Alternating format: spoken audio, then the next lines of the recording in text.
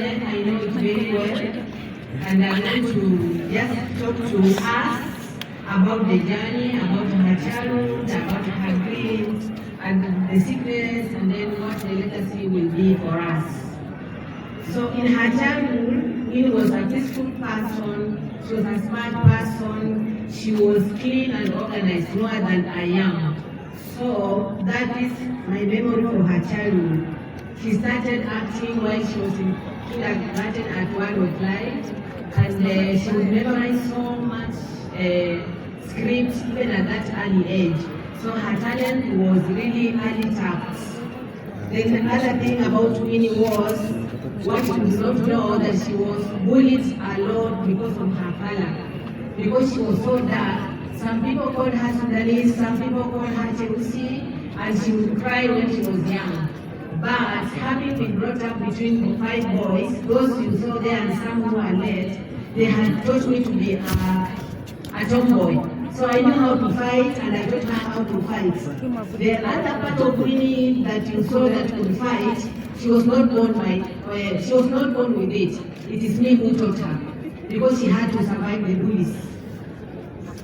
And then the other thing that we realized when she was young, because of bullying, we bought her a toy or a dolly from Germany, which was so dark, which was so black. By then, we weren't having such dollies. We only had blonde dollies.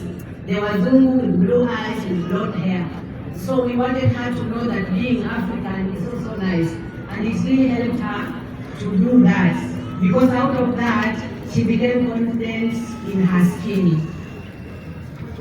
And then after that, after the bullying, now when she was adult, I'm going to you, when she became adult, she was a focused business person. She knew very well what she wanted to do. You know, like a parent would want someone to go to be employed, to get a salary. Immediately she graduated, she told me, Mom, I am not going to be employed. I am not be employed. I am just going to work with my hand, and I'm sure I'm going to make it. Because the employers pay you so little. Another thing was, when she was an adult, she made gifts. Because she was a talented person, she made gift cards, she made thank you cards, and she would sell them to give herself pocket money. And when they started to pour the bands, she was among the people who was branding it, and she really did well. She would sew her own clothes and sew the neighbor's clothes, and she did not even go to the college for sewing. But at that age, she would still sew. She was also a furniture maker, and she would make furniture for her house, she would decorate her house, she was an interior designer. So this one child, I was blessed with one child, but out of that one child, she represented like 10. She represented like 10 of them together. And in her adulthood, she became aware that she was beautiful, and some of the things that stood out for her was her signature was the darkness. Each and every person who looked at her, they loved her darkness. So the dark girls that are here, please don't bleach. And if you have bleached, you can turn back. We will love you just the way you are. Another thing that she had was very special was her eyes. She had a very beautiful eyes. And another thing that was an asset but became a liability at the end of it, because she couldn't let it go, was her breast. As you have seen in her pictures, she had this beautiful big breast.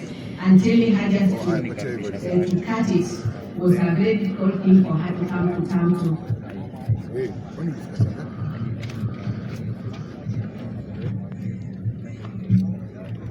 So as Winnie was a performing artist, she loved, in her dreams, she wanted to become a star.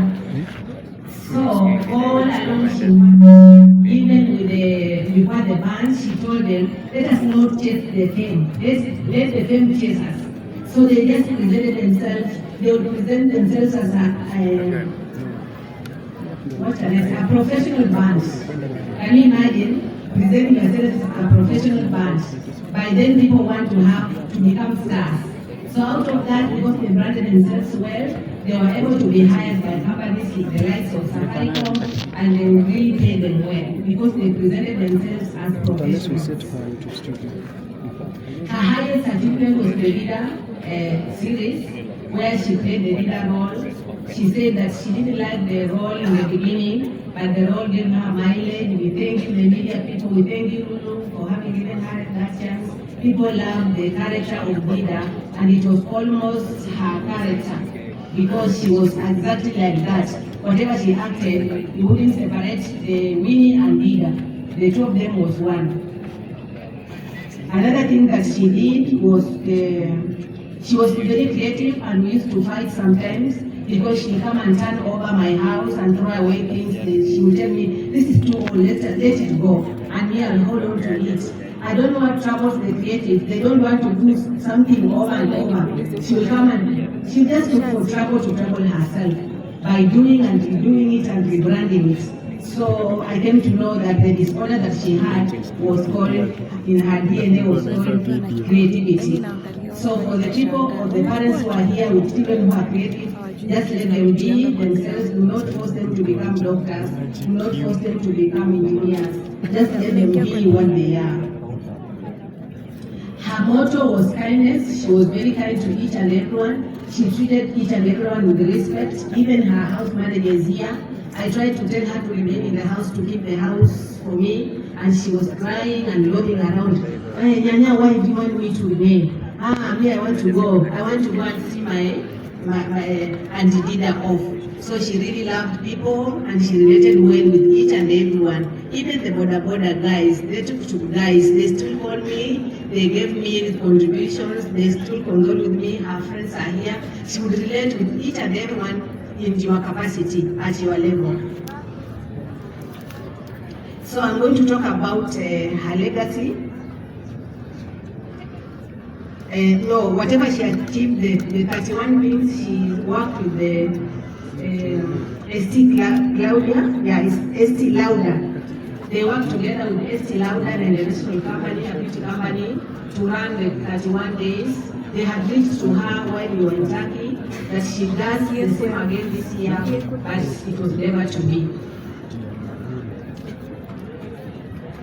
So, her other work that she did was carrying on the cancer awareness. Not so many people have gone through cancer and say about it. It's like a taboo kind of. It's very rare. Even I came to know later, some of my aunties or some of my cousins and my relatives are here, they had gone through the journey, and yet I had not known at all. But out of that, they became aware and they started talking about it, they started encouraging her. Thank you so much for that. So she has this legacy that she's leaving behind that I'm going to carry. And this legacy is about the foundation. You have had people here who have said that foundation we are going to carry out. We have started the first phase by paying for people who are cancer sufferers the NHIF. Because by paying for one NHIF who is not able, you are able to take that person through mileage of about maybe 8 chemos and other tests she will be covered. So she was paying for people the NHIF cover just to give a hand back to the society. So she had started a documentary for taking care of the cancer patients. We want to make awareness, the family members, the caretakers, what it takes to be a caretaker. As for me now, I have been a caretaker and I have been a cancer survivor. So I know that journey very well, and I'm going to carry out that legacy. We are going to complete the work that she has started, hand in hand with the people of the foundation. I'll be there for you fully, because I understand the journey as a caretaker and I understand the journey as a survivor. So in her sickness, I'm going to talk about her sickness. She had a cyst in her breast when she was about 14 years, and it got us worried. After being tested, it was found to be benign. Then we stayed for a long time. Again, it was still there. We were going to Aga Khan Hospital. They tested again, it was still there, and it was benign. And then they said, no, it will disappear maybe when she gets children or when she grows up. but it never went away. At a certain point, she was worried because it kept growing. So during the corona time is the time that she realized around that period that all was not well, because she would get her periods and be in pain, and that in the breast. So until after the periods, then the pain would go away. So it became so bad at a certain point that it never went away. That's when she went for tests and it was confirmed that it was cancer. So at that particular time, she didn't want each and everyone to know about it. She said that she doesn't want pity parties because people would bring her down. She wanted to be positive, she wanted to be focused so that she can get well faster.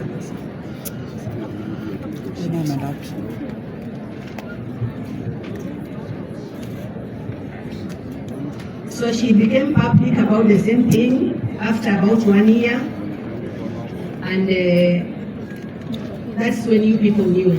What you did not know that she had been suffering for a long time. So she started her treatment at the Coast General Cancer Center, where we have facilities nowadays. She did 8 rounds of chemo. Thereafter, she was put on oral therapy for about 6 rounds, and nothing much changed. So that's when we came to you people, telling you that we want you people to support us, we want you to work with us, and you were really helpful. You came through for us, and you enabled us to go to Turkey, where we were given treatment. She got 9 rounds of chemo again, and then she was still put on oral therapy because cancer had not cleared in every part of her body. By the time we went to Turkey, it was in the brain, it was in the both breast, it was in her lymphoids, it was in the lungs, it was in the stomach. So after the treatment in Turkey, it had cleared from the lungs, it had cleared from the stomach, and the brain they did what is this cyber knife. So it kept it under control. By the other parts, when we came back, it started growing again, and then it forced us to go back. So on the 3rd month when we were here, because we had worked out the cost of being there and coming back, the cost of coming back was lesser than the cost of staying over. That's why we came back. So she deteriorated in the 3rd month, and that is when she did her last video that you people came through for us, and we were able to go back immediately.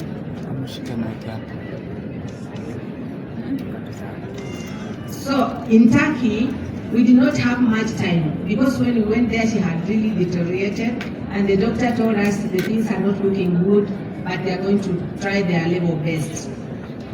So in that time, because I was working with her, I was encouraging her, I was a cancer survivor, I trusted God, I believe in God, and I trusted that God was going to heal her.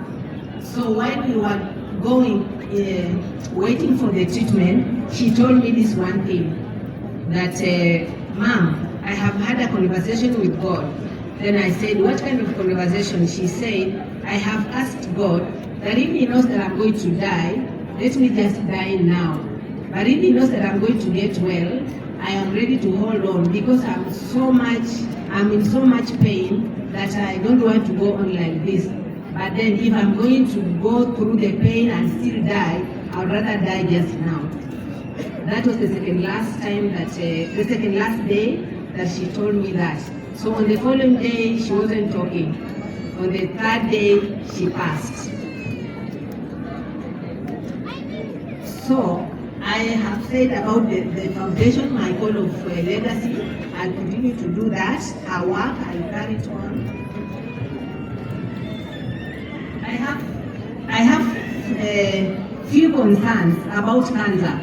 Being a cancer survivor, I have known, I have seen, we have walked that journey. There are concerns that are bothering me here. One of them is, we wait until we get sick. We are not creating awareness. So I would want us or the government to put emphasis on the awareness as opposed to the treatment. And then another thing, when you are sick, when you were sick and you are visiting public hospitals, there are these concerns that I observed.